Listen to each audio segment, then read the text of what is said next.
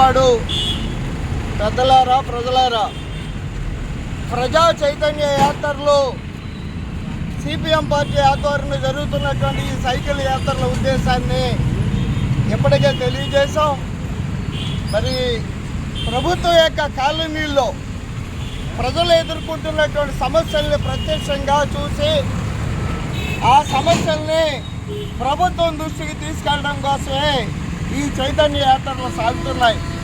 ప్రభుత్వం దృష్టికి తీసుకెళ్ళడమే కాదు, సిపిఎం పార్టీ నాయకత్వాన్న ఏవైతే సమస్యలు ఉన్న కాలనీలు ఉన్నాయో అన్ని కాలనీల్లోనూ ప్రజా అభివృద్ధి కమిటీలను ఏర్పాటు చేసి సమస్యలు పరిష్కారం అయ్యే వరకు కూడా పెద్ద ఎత్తున పోరాటాలు ముందుకు సాగించాలని సిపిఎం భావిస్తుంది.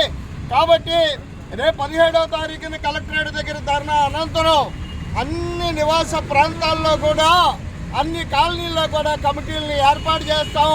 అక్కడ ఉన్నటువంటి స్థానిక ప్రజలతోటి ఏర్పడేటువంటి కమిటీలు ఈ సమస్యల పరిష్కారం అయ్యే వరకు కూడా ఉద్యమాలు తీసుకెళ్తామని తెలియజేస్తున్నాం. ఈ రోజు రాష్ట్ర ప్రభుత్వం మరి ప్రధానంగా కూటమి పార్టీలు ఎన్నికలకు ముందు అనేక హామీలు ఇచ్చారు. ఆ హామీల్ని నెరవేర్చడానికి ఏ విధమైనటువంటి చర్యలను కూడా 9 మాసాలు గడిచిన కూటమి ప్రభుత్వం తీసుకోలేదు. కాబట్టి రానున్న కాలంలో ఈ సమస్యల పరిష్కారానికి పెద్ద ఎత్తున ప్రజానికం కదలాలని చెప్పని మేము విజ్ఞప్తి చేస్తున్నాం. ముఖ్యంగా ఈ రోజున అమ్మఒడి పేరుతోటి ఉండేటువంటి పథకానికి మరి ప్రభుత్వం దీవెన అనేటువంటిది తీసుకొచ్చారు. అలాగే విద్యార్థులకు సహాయం అని చెప్పారు. అదేవిధంగా ఇళ్ల స్థలాల సమస్య పరిష్కారం చెప్పారు. మరి ఎట్లాంటి అలాగే ఉచిత బస్సు ఇస్తామని చెప్పారు. అలాగే విద్యుత్ ఛార్జీలు తగ్గిస్తాం. అట్లాగే స్మార్ట్ మీటర్లను మేము రద్దు చేస్తాం. ఆదానీతో జగన్ ప్రభుత్వం చేసుకున్న ఒప్పందాన్ని రద్దు చేస్తామని చెప్పారు. ఏ ఒక్కదాన్ని ఈ రోజున 9 మాసాలు గడిచినా అమలు జరగలేదు. పోనీ అమలు జరుపుతామనే గ్యారంటీ లేదు.